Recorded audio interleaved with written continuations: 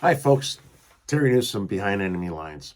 So I wanted to republish a interview we did earlier this week with Sergeant Perry's mother and father.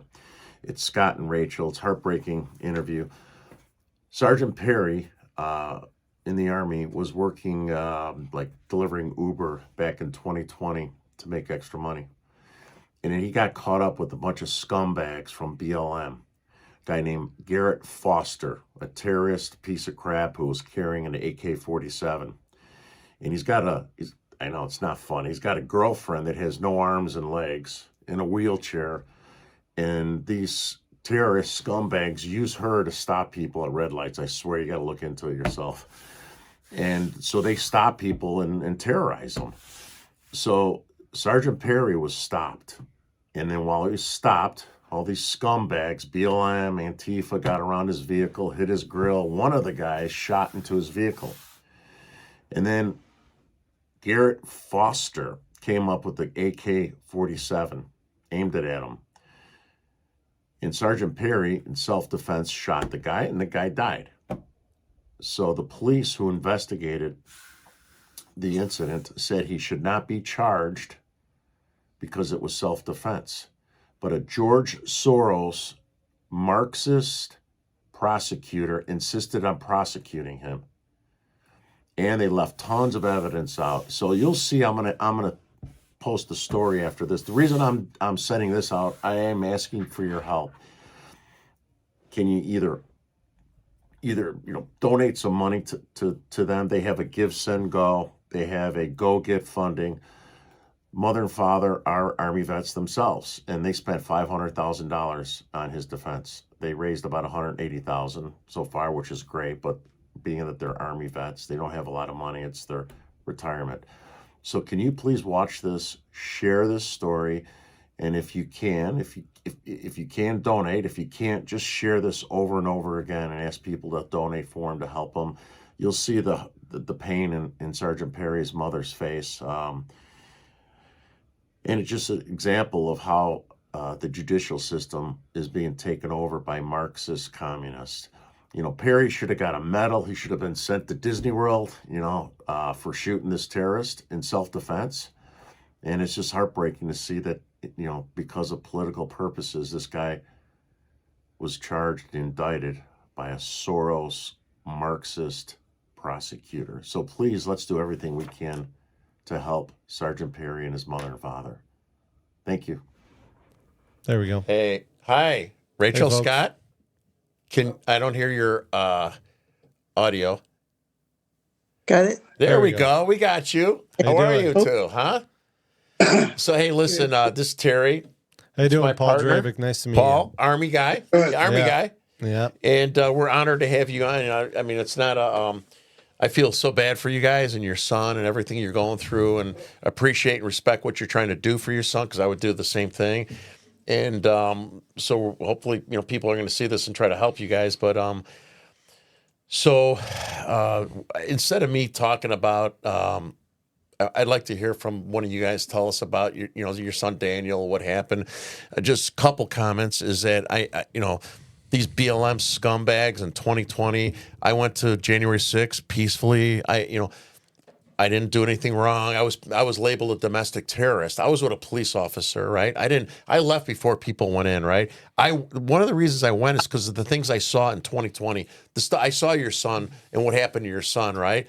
And I saw what happened all over the country in Chicago when they would attack people, and so I got involved actually because of people like your son, right? And what happened? That's why I got involved. And it's like, we can't sit back. And so go ahead. Why don't you guys, whichever one of you guys want to start talking and share your son's story and what they want to know about your son, the case, anything that's important to help you guys. My son's a sergeant in the military, served in Afghanistan, Fort Hood, Germany, all over the country and the world. And what happened is he was stationed at Fort Hood. On the weekends, he was making extra money, with Ubering people and food. Because they messed up his paychecks. And so what happened is he wanted to make up some extra money. He had done it before. And he turned the corner the protesters surrounded his car, started beating on it, and then Garrett Foster, with an AK-47, ran up on him, and my son shot and killed him. But then they chose to charge him with murder. And the district attorney, Garza, he was funded by George Soros. He's openly progressive socialist, and he vowed to get Daniel Perry. If we had a fair trial and he was convicted, we wouldn't be as angry as we are. So at the trial, what would happen is we find out during the trial, they wouldn't allow it in. Garrett Foster was active duty Air Force. He had a mental issue breakdown. He was deemed to be a threat to himself and others, and he was committed to a psychiatric facility while in the Air Force. Shortly after that, he was discharged from the Air Force. Well, the whole trial, they're talking about his lawful right to carry a firearm. And what they also wouldn't allow in, on previous occasions, what they would do is an unsuspecting motorist would take a turn. These were unannounced demonstrations to intimidate people. And then they'd surround the car. In some cases, his fiance, the quadruple amputee in the wheelchair, they'd push her wheelchair to stop the car. They'd surround it, and then Garrett Foster would run up with his assault rifle. And we have video and witness testimony they wouldn't allow in the trial. They wouldn't allow his social media in. They wouldn't allow in that a video he made shortly before that saying how he was going to intimidate anybody who interfered with their protest. And this had been going on for over 2 months. The Austin Police Department was told to stand down, let them, and this is their words, not mine, we're taking over the streets. And God help anybody who took a wrong turn. There was one guy who wanted to testify at the trial. He actually pulled his legally carried firearm, his handgun, and Foster ran away, and he went to the Austin Police Department. He couldn't testify because the DA was going to charge him. Hey, with, Scott, isn't it true that the initial officers doing the investigation thought your son shouldn't even be charged? So during the trial, the lead detective, Detective Fugit, 18-year homicide detective, featured on even crime shows as one of the top detectives in the country, over 20 years with Austin Police Department. He's the real hero. He started crying the alarm when they were trying to do the grand jury. And if you look at the motions filed, the DAs can let evidence in or out, but they can't purposely mislead the grand jury. And that's what he felt he did, but we were overruled by that judge. But he's the one who put his career on the line.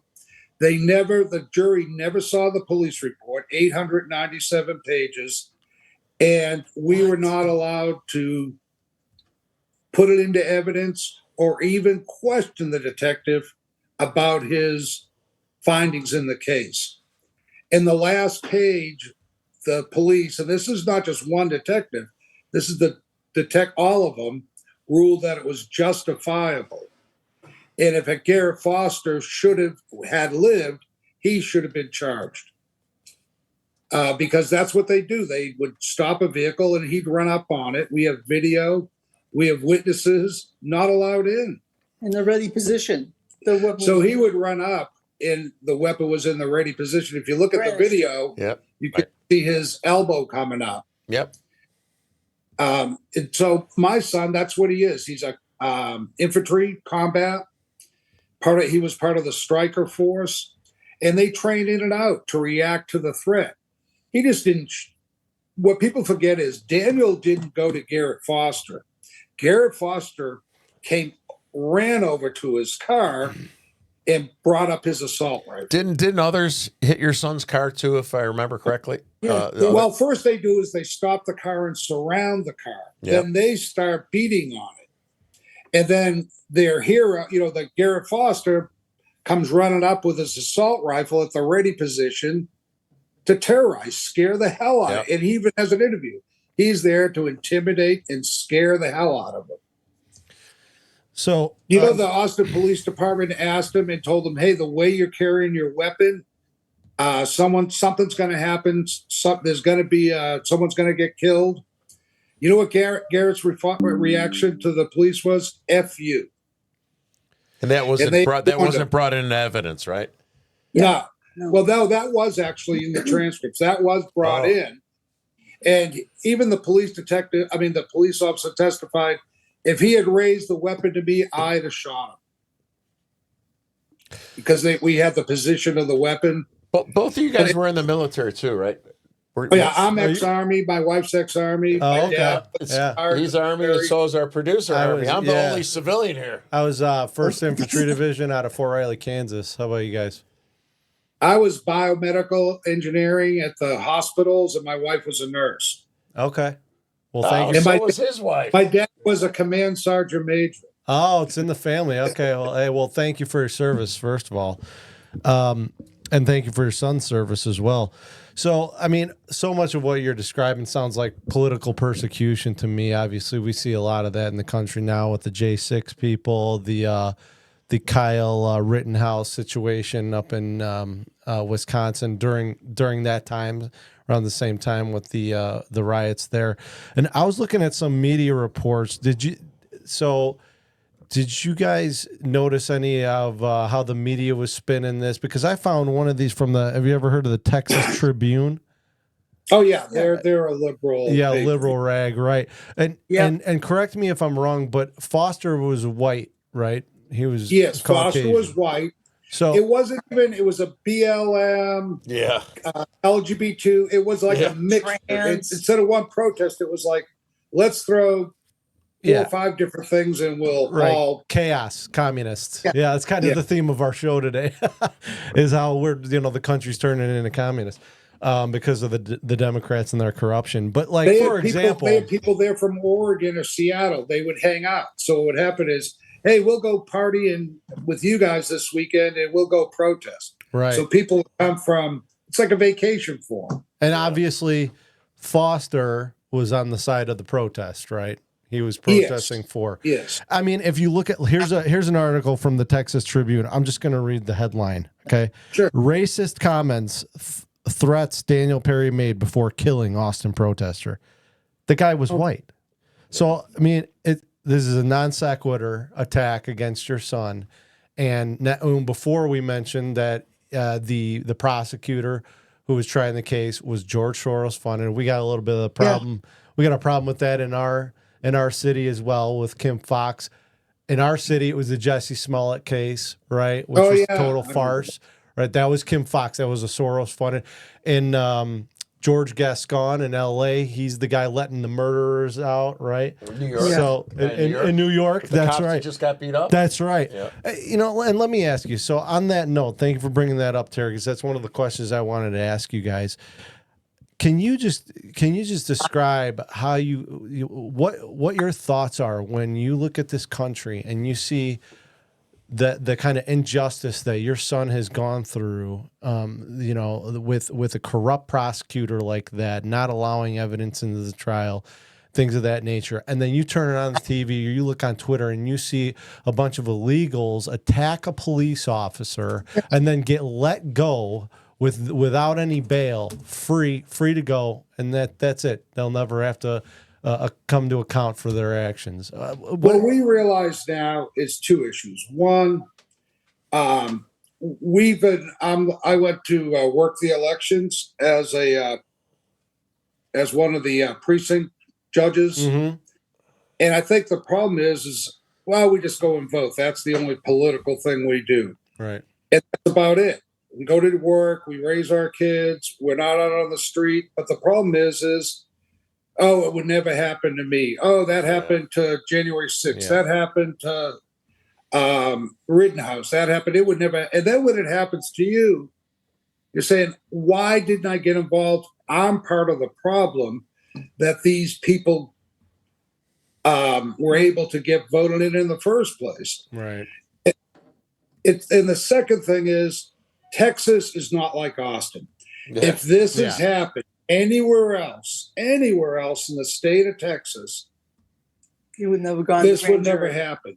And for an 18-year police detective to lose his career, he was braided. He had to leave by the DA to put his career on the line because he saw the injustice, and he had been the top lead detective. lead detective in all the murder cases for 18 years, and he basically gave up his career because of the injustice. I was just in Austin. I was in my buddy lives in the Woodlands, but we went to Austin to check things out. It's dystopian. It looks like Blade Runner. I mean, there's these big skyscrapers and technology everywhere, and at the same time, there's homeless people riddling the streets, walking around like zombies everywhere. Sounds like Chicago, but everywhere. warmer. Yeah. That's what you're. Well, thank God we got Governor Abbott, and right now Governor Abbott has urged the pardon and parole people to the board to review and, if possible, recommend a pardon. Yeah, so I called Paxton. I called Paxton's assistant today, left a message, asked him if he's got any updates for us. He didn't get back to me. I talked to him about some other things. Hopefully you guys are going to get good news soon. What are the prospects, if you don't mind me asking? Well, I think what you're going to find is the pardon and parole board. I think they're going to be very thorough. It's tough for us because my son's sitting in prison wondering, why am I here? Right. But I think, they just are going to be very thorough, because if they give them a pardon, which they should, God help, God hope so. And we just pray. We pray. My wife cries all the time. Yeah. But if Governor Abbott said if a pardon's recommended, he'll sign it. He'll sign it. It's the first time a governor has asked the pardon and parole board, I want you to review this case. Did he say that before your son was sentenced? No, he said it after he was sentenced. Okay. Obviously, there's plans to appeal if that doesn't go your way. Right. Yeah. Right, but we're giving the pardon and parole board, sure, hopefully, and then. But the problem in Texas, let's just say this doesn't work out, and we get an appeal, which is going to take 18 months to 2 years. Yeah, it goes back before the same judge and the same prosecutor all over again. Oh my God! So the court says, "Hey, you didn't do everything right. He deserves a new trial, but we're going to give it to you again." And they're mad anyways because it got kicked back to them. Yeah. And you got to go back through it all over again. Jeez, how's that fair? So is there any political influences on the, I don't know how that works, right? But I mean, what is the outcry for your son, right? And when I talked to Rachel too about, coming on the show and stuff, right? Tell everyone how much money you guys had to spend to defend your son. Also tell them, unlike that guy in New York, that's got charged with murder. Daniel Penny. Unfortunately, your son was charged at the wrong time politically in this country during 2020 riots, right? So people were scared to get involved and support him for the right thing, unlike this other guy. So explain about, what it cost and where you're at. People have donated, and bless them. I mean, $5, $10. You can't even read it because it makes you cry that we have patriots in this country. That give whatever they can. And it's not the greatest, but it's like 160,000 altogether. But out of our own pockets, we're in our 60s. We've spent over $500,000. Oh my! And I think what happened is the DA thought he'd just sweep in there. And but if I thought for 1 second that my son was a racist, instigated did any of this stuff, I wouldn't take our retirement. You know what I mean? To fund the case if I thought for 1 second. So it's very important that you folks that you see this, right? The Give Send Go. It's on the screen right now. You guys gotta give, because we can't let the veteran parents and soldier, this guy sit in jail because of these scumbags that are making him a political pawn for the real terrorists. BLM, Antifa, those guys are the terrorists of our country, right? Oh, yeah. They were the instigators. They're the one. I said earlier today, I posted your son. He should have got a medal and a trip to Disney World. I have a question for you. Sure. So obviously, you look at that Daniel Penny situation in New York. You look at your son's situation. Everything you guys have gone through, and I'm not sure if your son was overtly political or anything like that, but do you have a sense that there is an active political persecution effort going on in our country, and that people like your son are being made example of by the far leftist communist type of district attorneys? Is that something that you feel? It's not about a prosecution. It's about a persecution. And destroy that. If you have a different point of view, they'll do everything they can to destroy you. You can't have a political difference. Now, my son was I'm not going to lie, Trump supporter, conservative, just like many soldiers are. The social media that you saw was taken out of context, and there were some racist memes and all that.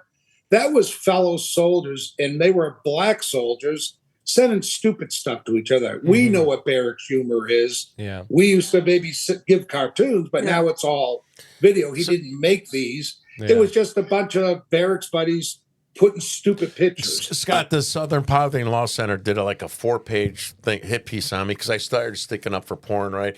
They said I'm a racist. You see this stuff. And then they put it in the local papers. My mom is upset, my wife, my children, calling me a racist, of stuff that's just exaggerated. So I know exactly what you're saying without even looking at what happened. They take things out of context and they spin it and they lie. And to that point, though, you'd say this isn't about justice. This is about nefarious intentions to make an example out of the wrong political perspective. You know what my dad used to say, and my dad was pretty straight-laced military command sergeant major, but you know what he used to say? People like us, like there'd be someone complaining or protesting, it's because of people like us that you have the right to even stand out here. Some of us, like you and Daniel and other people, we believe and support our country, honor our country. These people are hell-bent on destroying everything about our country. They want to destroy the country. People like you and I and my son honor, and we have duty to our country. But we're productive citizens. We're productive. We contribute. We give time. We volunteer for things that to help our community. I mean, we're not radicals in either way. Yeah. Well, the bottom line is that your son Daniel, all these radical leftists who want to point the finger and say, "Look at he's a racist," or this, that, or the other thing. I guarantee you, virtually 100% of those people have never put their life on the line for a stranger, and that's what your son has done.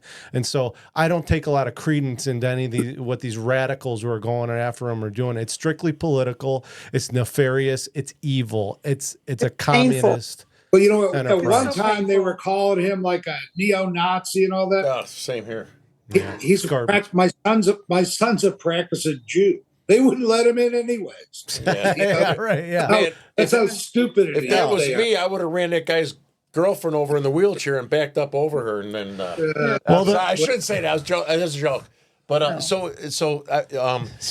Rachel, what would you want to share with the country about your son? Right? What would you like to share with them? And then when we're done with this, I'm gonna spread this around and try to get you guys on some other shows to get the story out there, so you guys could help recover.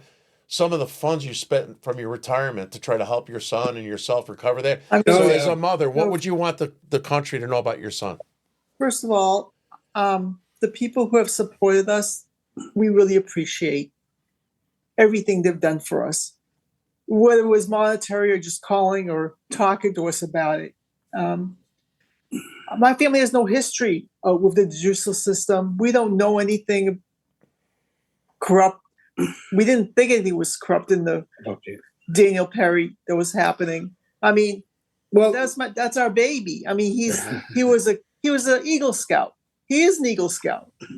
You know, military, serving the country. You know, being in Afghanistan, being in Germany, being on the border of Russia and Poland, being in Seattle. And some of the comments was when he was stationed outside of Seattle, you know, seeing the place go on fire. Alaska. I mean, he's been, I don't know, 10, 12 different places. He's been in almost 13 years. All he wanted to do was honor and serve his country. And he made a career out of the military. Well, that's gone too. Yeah.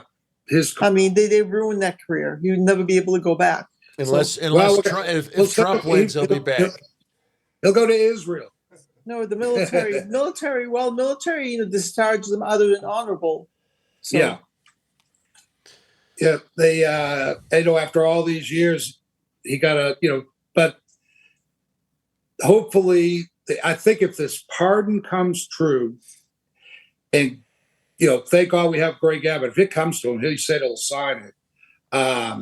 My son will hopefully have some sort of life back. Well, I hope to God that happens, and then I would turn around and sue the state for, you know.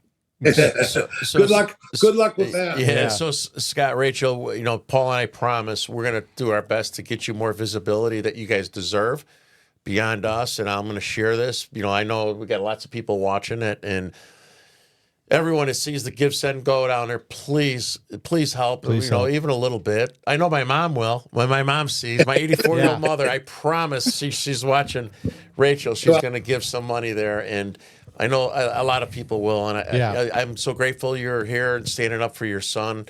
And we'll do everything we can to try to get you the visibility that you deserve for your son. Thank you for your service. Thank you for your son's service. We'll do whatever we can to help out. Well, thank you for you're doing your service right now. Thank you. Thank you for the opportunity. Thank you. Thanks. Hang in there. Good luck, folks. Bye. Oh, man. It's tough to see a mom like that. I know when I was in Iraq, my mom was pretty tore up. I can't imagine what it must be like to watch your son get persecuted by his own country after he's everything he's done. It's and these are the same scumbags that destroyed America in 2020. And they're destroying it now. They're destroying it even more. I mean, that's why we're doing this. We're in one of the more radical communist strongholds in Illinois. You can only imagine what they would do to him here. I mean, that pisses me off seeing it. My front grill will be full of wheelchair wheels, Antifa and BLM. I'm serious. Well, I mean, if they turn the lights out and it's Civil War, you might get your wish.